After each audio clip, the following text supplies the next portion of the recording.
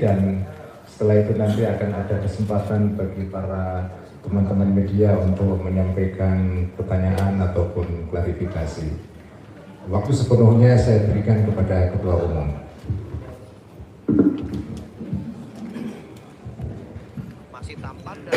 Assalamualaikum warahmatullahi wabarakatuh.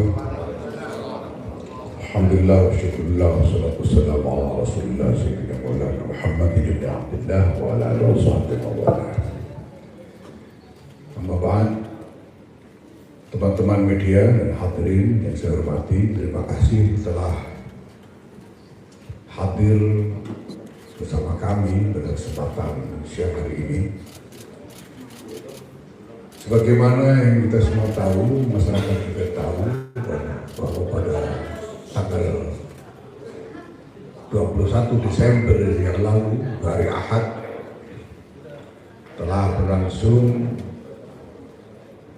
musyawarah yang dilaksanakan bersama-sama dengan para sesepuh mustasyar Pengurus Besar Nahdlatul Ulama. Kita semua tahu siapa saja yang hadir, dan juga dari perwakilan PWNU dan PCNU seluruh Indonesia beserta para pengasuh pesantren di seluruh Indonesia. Dan telah diketahui juga bahwa saya pada kesempatan itu sebagai tanggapan saya atas apa yang disepakati oleh para mustasyar dan para peserta musyawarah, yang menyatakan bahwa saya siap mengupayakan islah, dan bahwa pada hari itu juga, pada siang itu juga, saya sudah mengirim pesan kepada Yang Mulia Al-Am Pengurus Besar Nahdlatul Ulama Kiai Haji Mustaful Akhyar untuk memohon waktu menghadap beliau.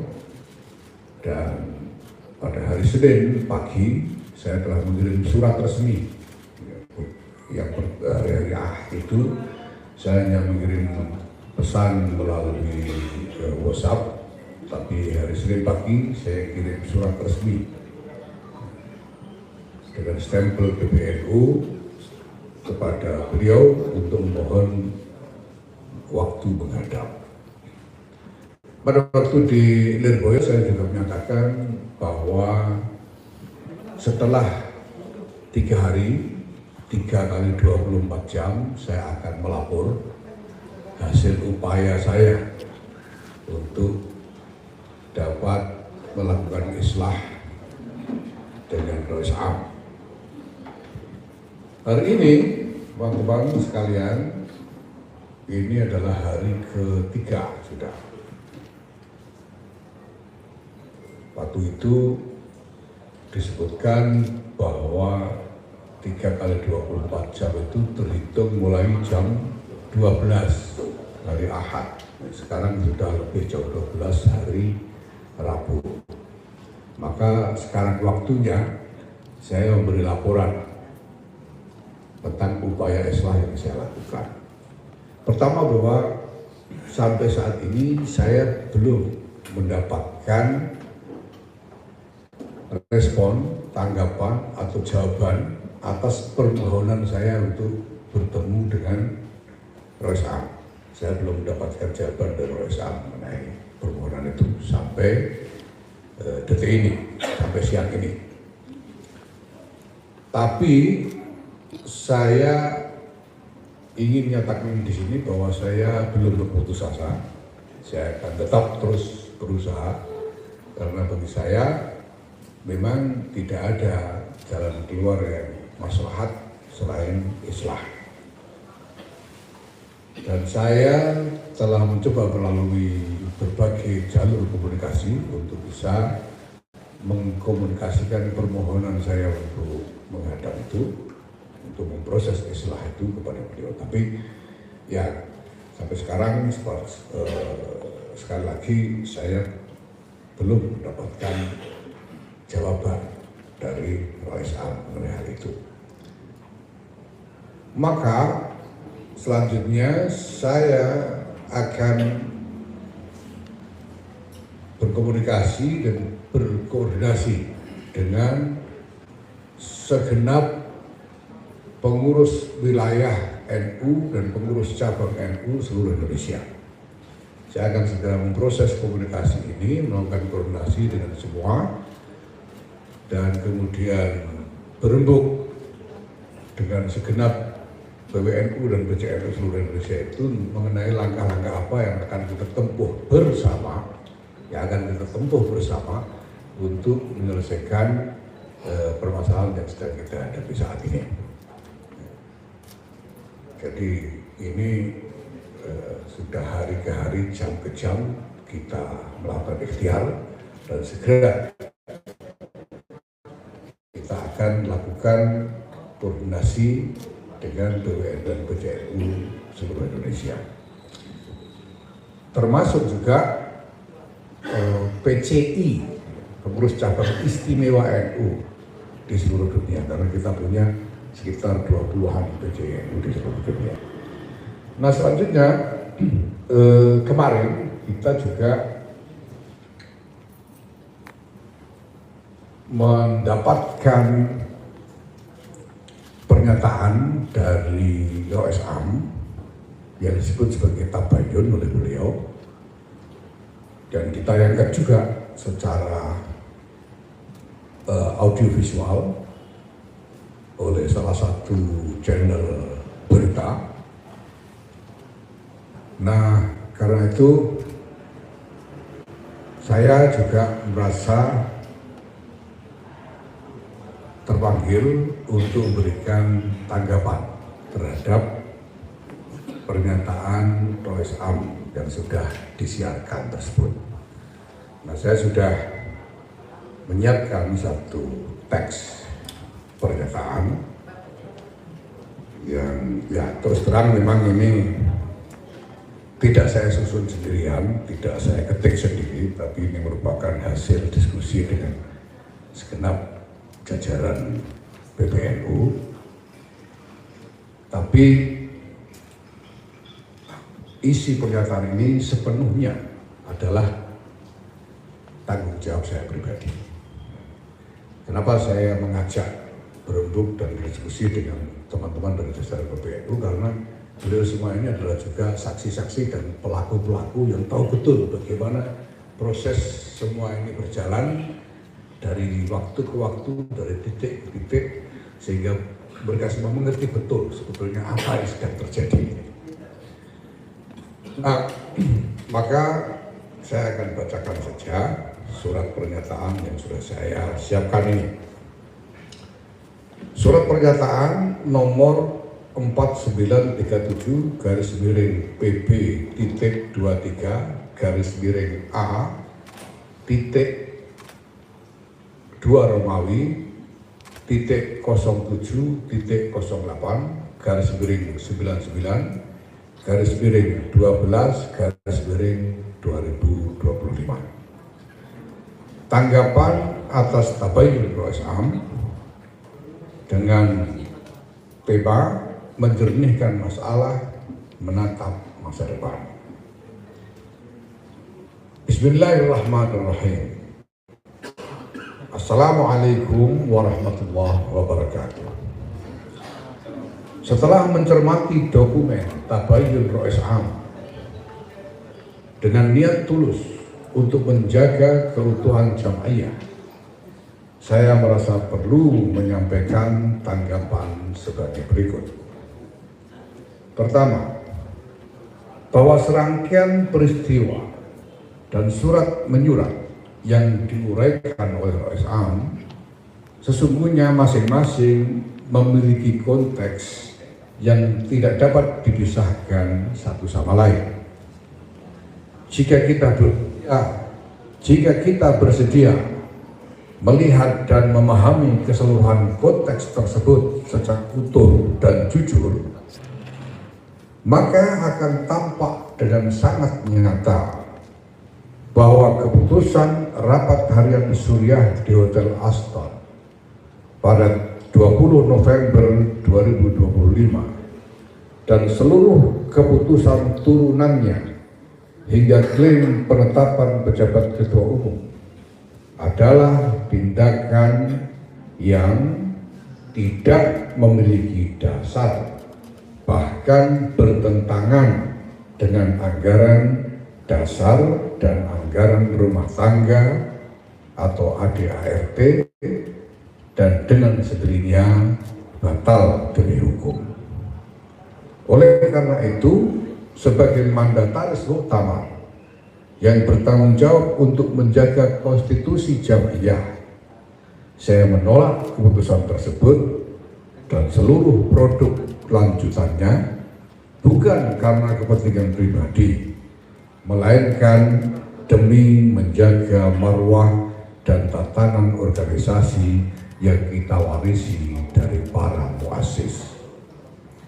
Kedua, terlepas dari semua dinamika yang telah terjadi, saya tidak ingin perpecahan ini berlarut-larut dan merusak rumah besar kita, Nahdlatul Ulama.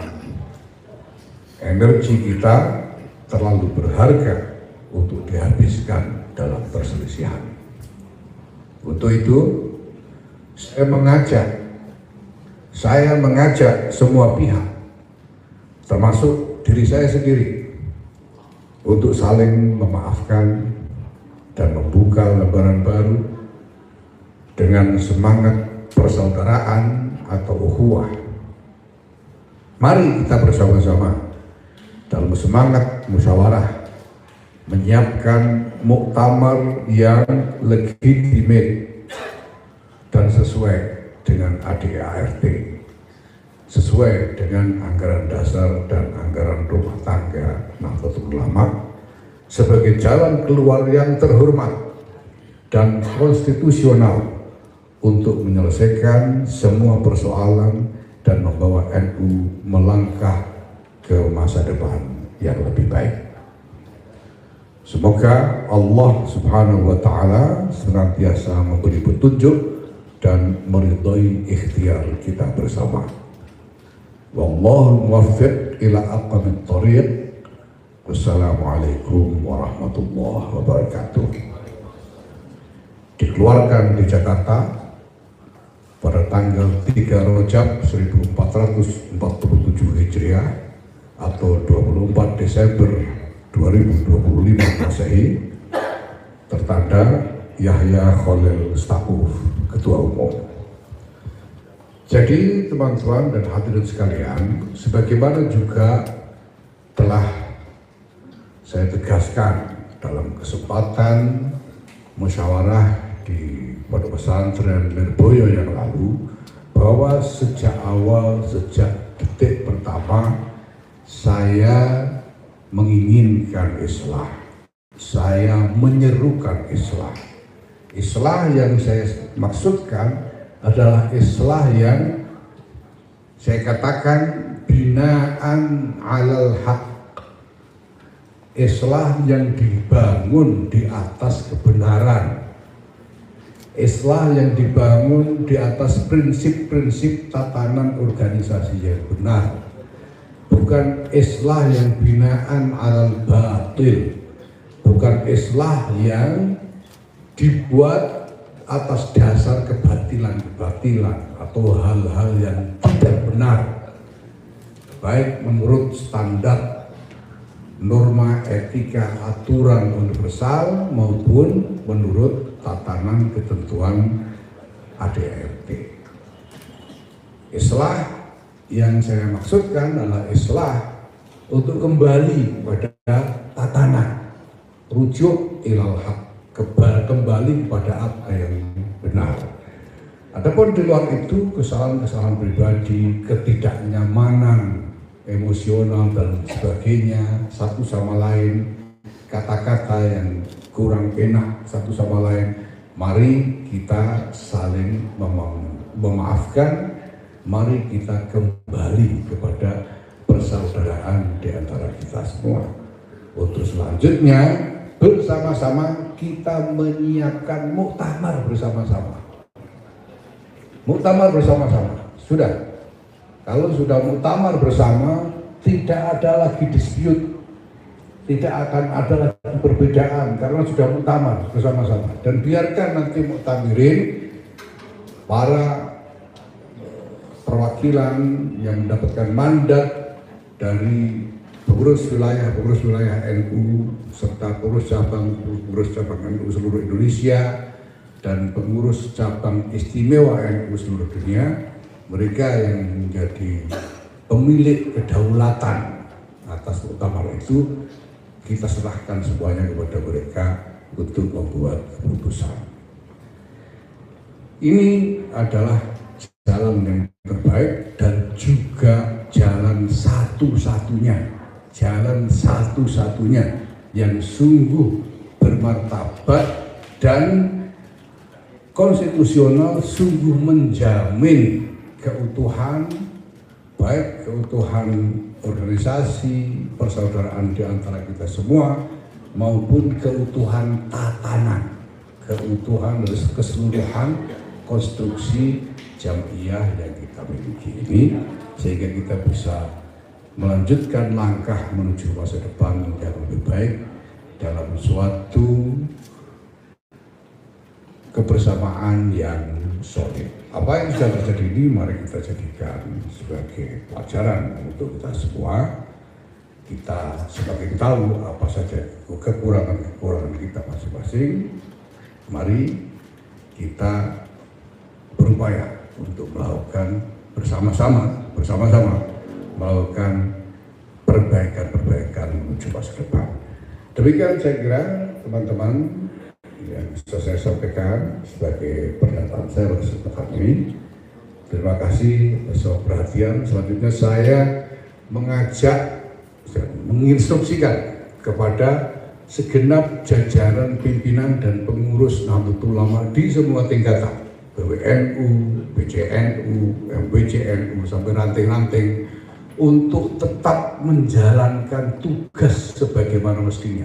Jangan berhenti, jangan menunggu sampai urusan orang-orang PBNU ini selesai. Jangan ada jeda, karena tugas, kegiatan, pekerjaan kita tidak pernah berhenti, tidak pernah jeda dari hari ke hari. Sebagaimana kita tahu, selama ini juga kita terus berusaha supaya tidak ada tanggung jawab tugas yang sampai tercecer hanya gara-gara masalah ini. Ya. Dalam kontribusi kita untuk menanggulangi dampak bencana berbagai daerah, khususnya di Sumatera, juga jalan terus sampai sekarang, semakin berkembang kontribusi kita di sana. Berbagai program dan lembaga-lembaga juga terus kita jalankan tanpa ada yang tertunda, dan saya instruksikan seluruh jajaran pimpinan dan pengurus NU di semua tingkatan untuk melakukan hal yang sama. Jangan ada yang berhenti, jangan ada yang jeda. Semua tugas kita laksanakan sebagaimana mestinya, sambil tentu saja kita bersama-sama mengupayakan jalan keluar dari permasalahan yang saat ini kita hadapi. Terima kasih. Wallahu muwaffiq ila aqwamit thariq. Wassalamualaikum warahmatullahi wabarakatuh. Waalaikumsalam warahmatullahi wabarakatuh. Demikian keterangan pers yang diberikan oleh Ketua Umum, dan ada kesempatan beberapa saat untuk teman-teman media mengajukan pertanyaan. Mohon teman panitia untuk bisa membantu membagikan mic. Ya, kanan ini. Sebutkan nama dan dari media mana. Assalamualaikum warahmatullahi wabarakatuh. Selamat sore Gus, izin saya singgih dari kompas.com. Saya sedikit mungkin mengutip kata Gus Nadir soal positifnya konflik dualisme ini. Jadi Gus Nadir bilang ada sisi positifnya itu di konflik dualisme PBNU ini. Ketika bencana di Aceh, biasanya nyumbang 1, sekarang 2 yang nyumbang. Oke.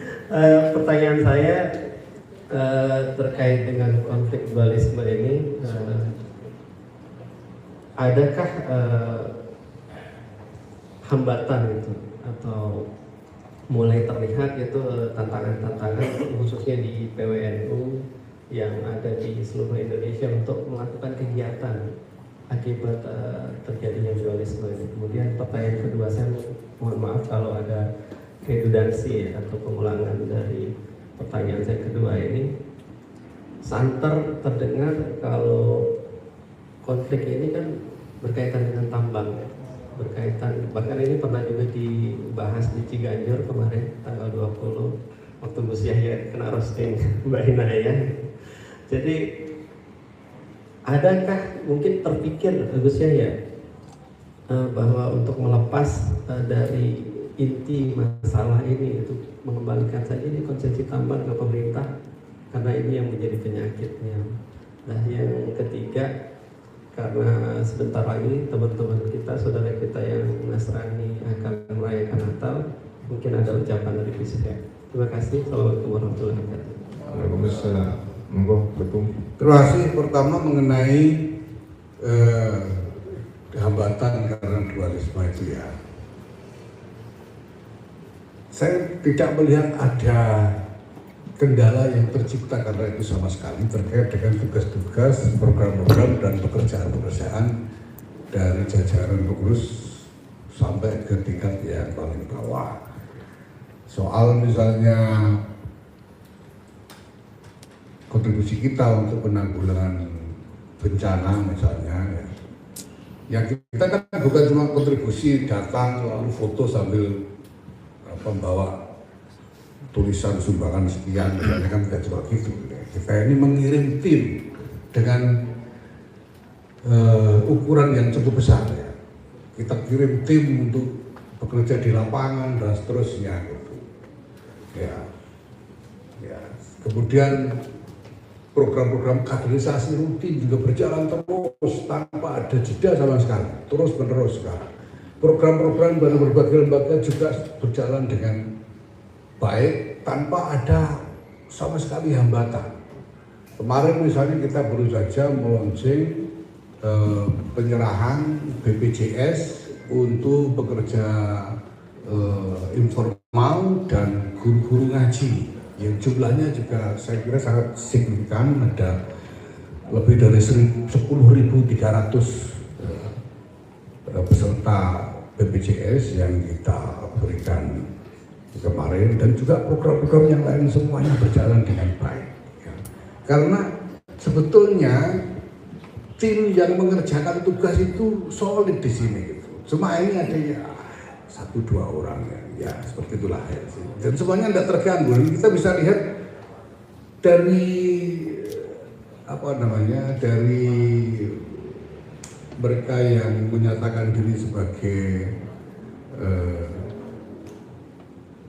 pihak yang berbeda, tidak dilakukan apa-apa selain membuat pernyataan-pernyataan gitu. Sementara kita kerja masih terus jalan sehari-hari.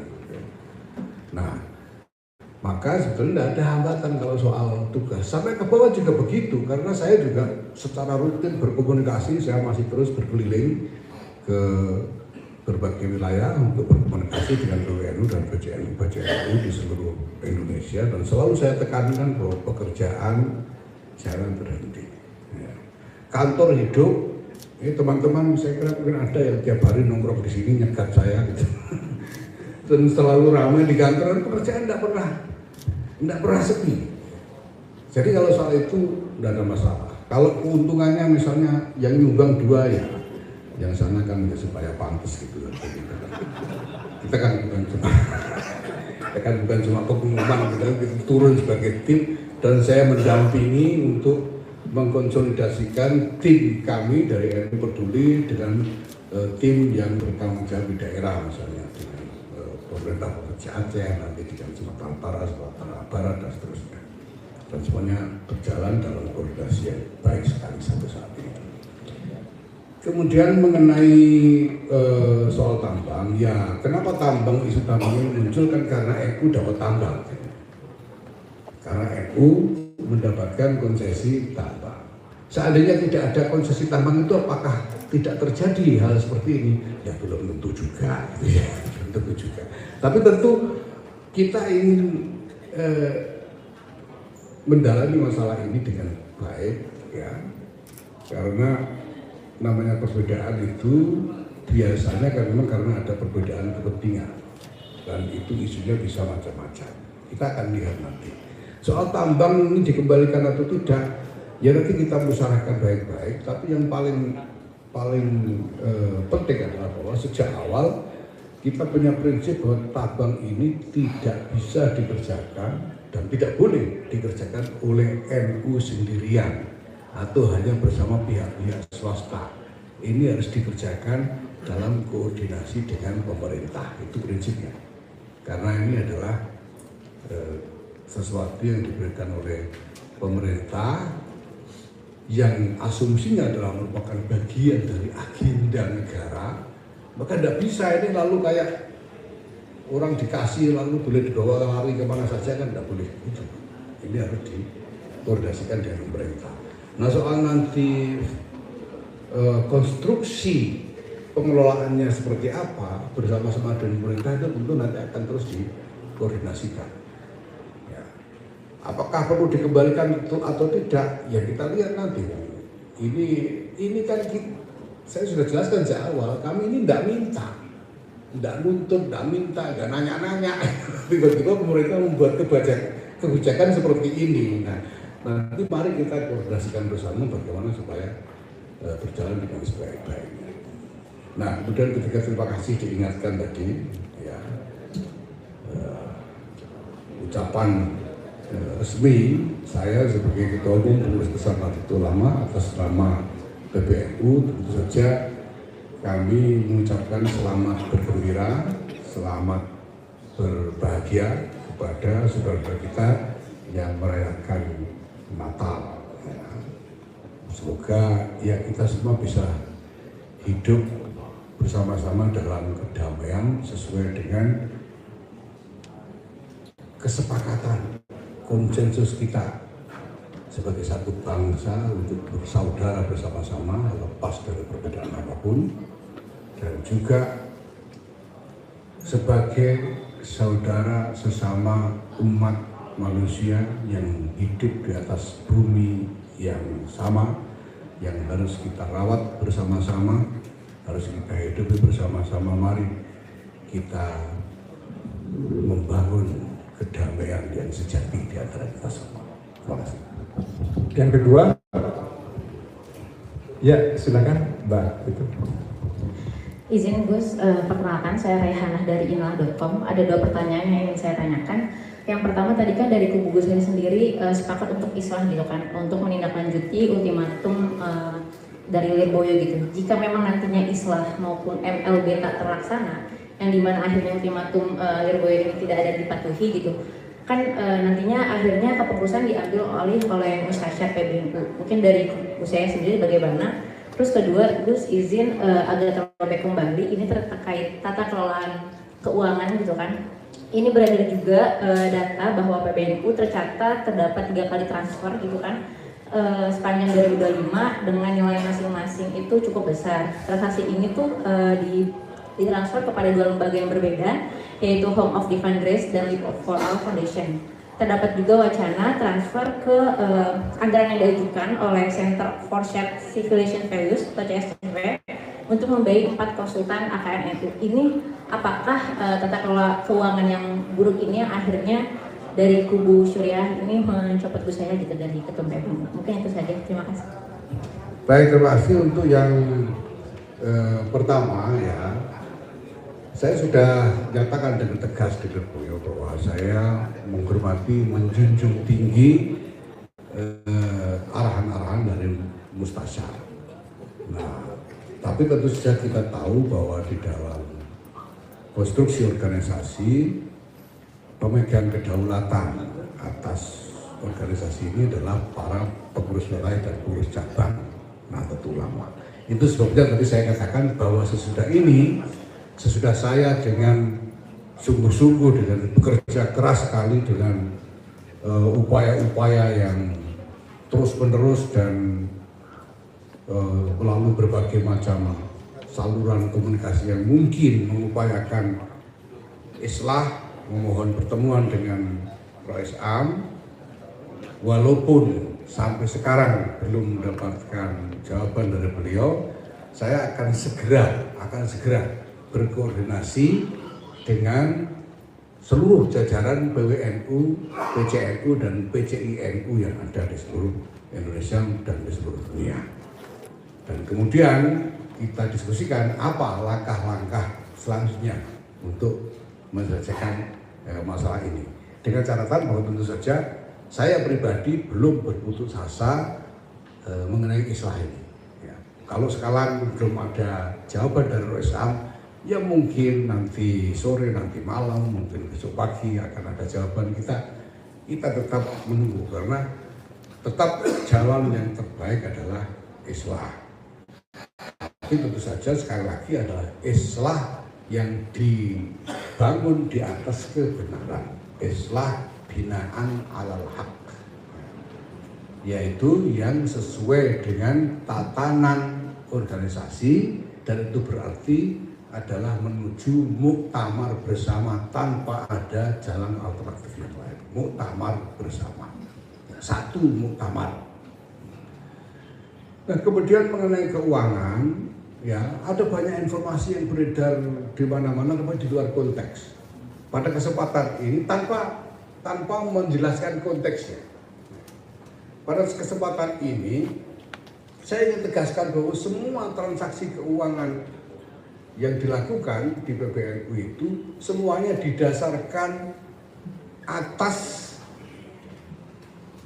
landasan-landasan yang sah, landasan-landasan yang dibenarkan oleh hukum, dan juga didukung dengan dokumen-dokumen yang sah menurut hukum. Kalau ada transaksi kemanapun itu pasti didasarkan pada kesepakatan kerjasama yang sah dan didukung dengan dokumen-dokumen yang sah. Dikirim kemanapun itu. Karena soal transaksi keuangan itu kan bukan soal jumlah sebetulnya, tapi soal konteks. Apa bedanya Anda mentransfer uang 10 juta dengan 10.000 rupiah? Kalau Anda mentransfer 10 juta rupiah dengan konteks bahwa Anda minta kepada orang yang menerima untuk membelikan berbagai macam bahan bantuan untuk saudara kita yang terkena bencana, itu jelas sah. Tapi kalau Anda mentransfer 10.000 rupiah kepada seseorang dengan akad sampai minta belikan racun tikus untuk dipakai membunuh seseorang yang lainnya, ini jelas tidak sah. Nah, semua transfer dan kegiatan keuangan yang dilakukan oleh PBNU semuanya didasarkan pada landasan yang sah, yang legal secara hukum, dan didukung dengan dokumen-dokumen yang sah. Dan sejak awal sebetulnya, sejak pertama kali kita mengumumkan susunan PBNU, saya sudah buat pernyataan, silakan dibuka kembali, di browsing, bahwa saya berkomitmen untuk membangun satu sistem manajemen keuangan yang betul-betul auditable secara publik. Itu terus-menerus kita upayakan, ya, dan kita memang ingin melakukan pembenahan sistem keuangan ini sehingga bisa betul-betul sesuai dengan norma-norma manajemen keuangan yang ada. Bahwa sekarang beredar berbagai macam berita seperti itu tanpa konteks, saya kira itu karena ada kepentingan insinuasi, ya. Karena orang mungkin cenderung untuk melihat jumlah tanpa memperhatikan konteks. Padahal berapapun itu semuanya dalam konteks yang dibenarkan oleh hukum. Saya kira ini yang bisa saya sampaikan. Makanya saya selalu meminta islah yang benar, tabayun yang benar. Persoalan ini kan terjadi karena ada tuduhan-tuduhan berdasarkan informasi-informasi yang hanya separuh-separuh, hanya parsial, dilepaskan dari konteks, kemudian seolah-olah ada masalah. Padahal apabila saya diberi kesempatan untuk tabayun, untuk memberikan klarifikasi, akan jelas sekali bahwa tidak ada masalah dalam soal apapun yang disampaikan. Itu sebabnya pada kesempatan bertemu dengan para sesepuh mustasyar di Lirboyo, dan saya diberi kesempatan untuk menyampaikan sesuatu di hadapan beliau-beliau, saya sampaikan bahwa posisi saya adalah posisi menjaga 3 hak. Ini bukan soal saya harus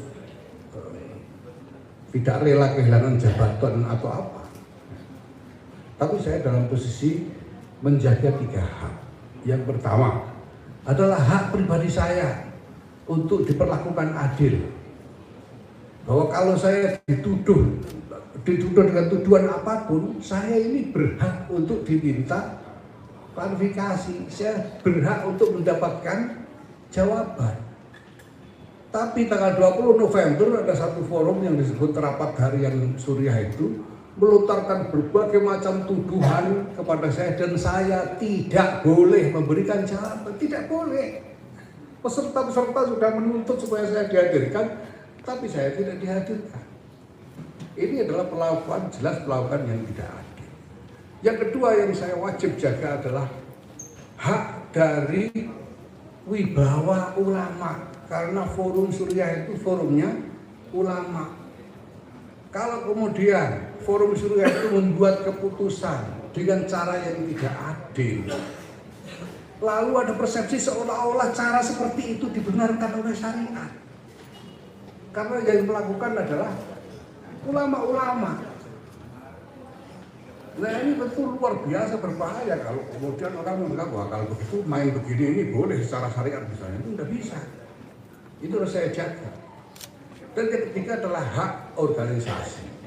Organisasi ini memiliki tatanan, harus dipelihara integritasnya, tidak boleh diterabas begitu saja hanya karena kepentingan-kepentingan, hanya karena beda pendapat, hanya karena perbedaan di antara sesama pengurus satu personal organisasi. Tidak boleh begitu, ada tatanannya. Oke, faktanya saya berbeda dengan sejumlah teman yang lain di dalam organisasi. Jalan keluarnya bagaimana? Ada. Di dalam tatanan organisasi itu jalan keluarnya ada. Ya, sampai dengan misalnya tidak mau lagi saya ketua umum, ada jalan keluarnya lewat muktamar. Tidak lalu untuk potong kompas dengan sembarangan, itu tidak bisa. Ini adalah hak organisasi. Karena kalau tanpa mengikuti tatanan organisasi yang benar, maka keberadaan organisasi ini jadi sia-sia. 100 tahun sejarah NU ini menjadi sia-sia kalau tatanannya diabaikan. Saya kira demikian. Saya kira cukup. Oke, satu lagi terakhir ini. Assalamualaikum Gus Yahya, saya Iqbal dari Harian Kompas. Sedikit konfirmasi aja Gus Yahya soal surat tabayun dari Rois Am yang beredar. Saya bacakan yang di poin E soal tabayun kepada Ketua Umum PBNU sebanyak 2 kali. Yang pertama hari Kamis tanggal 13 pukul 3-5 bertempat di Surabaya. Yang kedua hari Senin tanggal 17 pukul 1 sampai pukul 2 di ruang Rois Am di sini, dan disebutkan bahwa Gus Yahya berdiri dari waktu yang disediakan. Nah, pertanyaan saya Gus, ini apakah benar soal tabayun yang disebutkan oleh Rois Am? Dan yang kedua, apa hasil dari tabayun itu Gus? Terima kasih. Lepas dari tidak akuratnya informasi yang disampaikan itu ya, saya bisa katakan memang ada pertemuan itu, walaupun informasi yang disampaikan tidak akurat. Yang dikatakan 2 jam sebetulnya hanya setengah jam, ya, yang dikatakan 1 jam sebetulnya hampir 2 jam.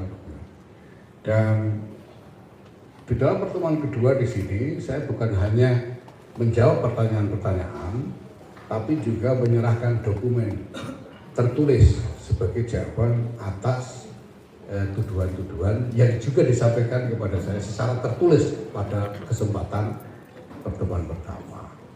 Nah, persoalannya kemudian jawaban yang saya sampaikan, walaupun semua pertanyaan saya jawab sampai tuntas, sampai tidak ada pertanyaan lanjutan, kemudian disusul isu yang lain, dilanjutkan isu yang lain, saya jawab juga sampai tuntas, sampai tidak ada pertanyaan lanjutan dan seterusnya.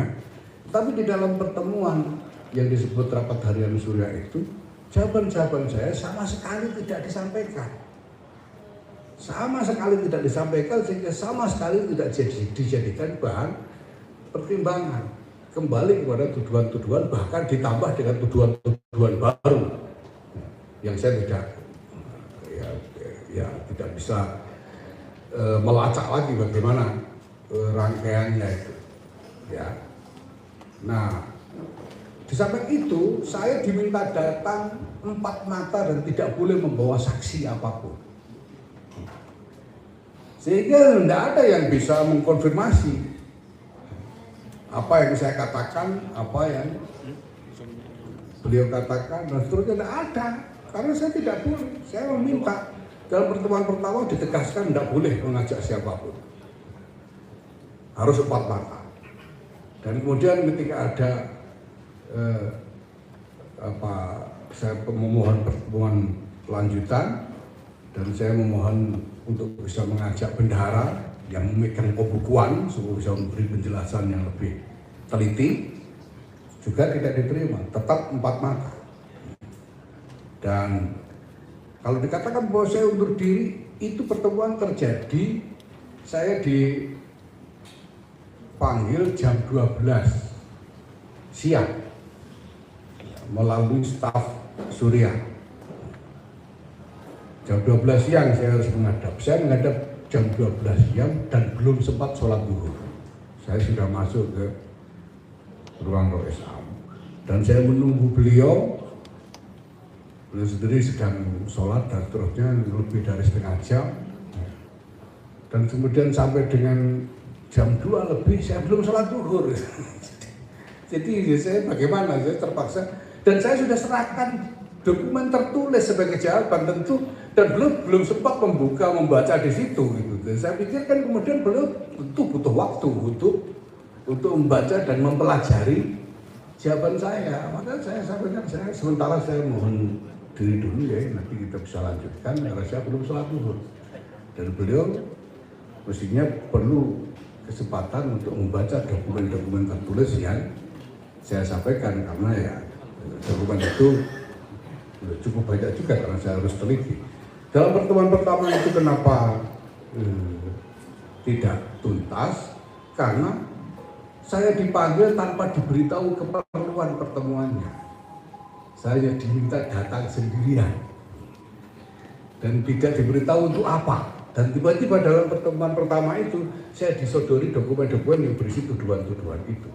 Maka saya tentu saja pertama, saya tidak mungkin memberikan jawaban hanya dengan lidah saya saja. Saya harus membawa data-data, laporan-laporan dokumen yang jelas supaya masalahnya tuntas.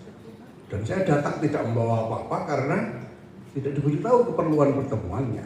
Maka saya hanya bisa menjelaskan secara umum, misalnya dengan mengatakan bahwa ini ada peristiwa-peristiwa, tapi setiap peristiwa punya konteks. Konteks ini yang harus diperhatikan. Dan saya bisa menjelaskan konteksnya satu persatu, lengkap dengan dokumen-dokumen pendukung. Tapi waktu itu saya belum bawa. Nah, ini kemudian saya minta pertemuan berikutnya dengan jawaban tertulis itu. Sebenarnya seperti itu. Tapi ala kulli hal ya, apapun juga, kalau di dalam rapat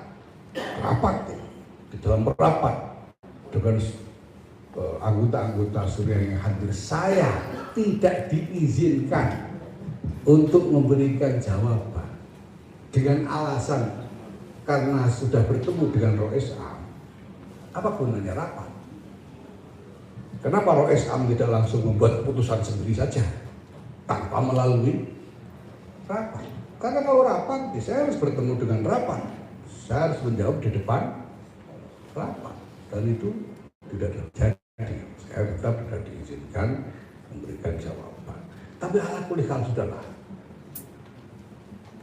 Kita memang kadang-kadang terdorong karena ya pikiran-pikiran kita masing-masing melakukan tindakan-tindakan ya, yang tadinya kita mungkin mengira itu sudah benar tapi ternyata tidak, misalnya itu biasa. Yang penting sekarang mari kita kembali kepada tatanan yang seharusnya. Kesalahan-kesalahan apapun mari kita perlakukan sesuai dengan tatanan yang ada. Jangan sampai kita membuat keputusan tindakan di luar tatanan. Tindakan keputusan yang inkonstitusional itu jangan sampai. Mari kita kembali kepada tatanan. Nah, hal-hal yang merupakan kesalahan-kesalahan pribadi mari saling memaafkan. Saya sendiri secara pribadi sama sekali tidak punya katakanlah hambatan psikologis apapun ya, terkait dengan itu. Yang penting sekarang mari kembali bersama-sama. Sudah mari kita rencanakan muktamar, itu saja. Ya, sambil jalan kita berupaya menyelesaikan masalah-masalah yang ada. Kalau ada sisa masalah, kita selesaikan di muktamar sudah.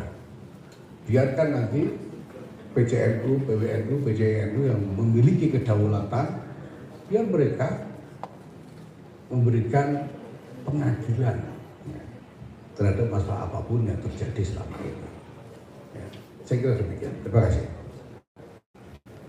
Terima kasih, saya kira cukup. Terima kasih kepada semua teman-teman media yang sudah memenuhi undangan kita.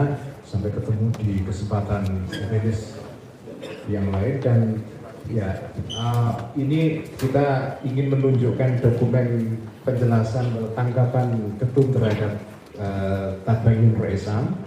Nanti bisa diambil fotonya.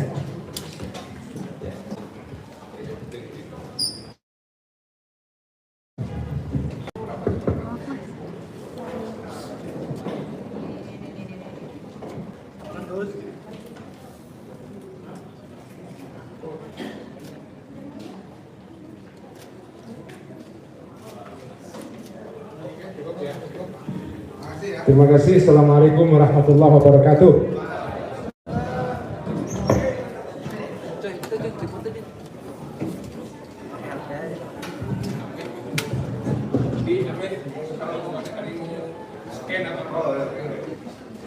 Taruh di meja aja. Silakan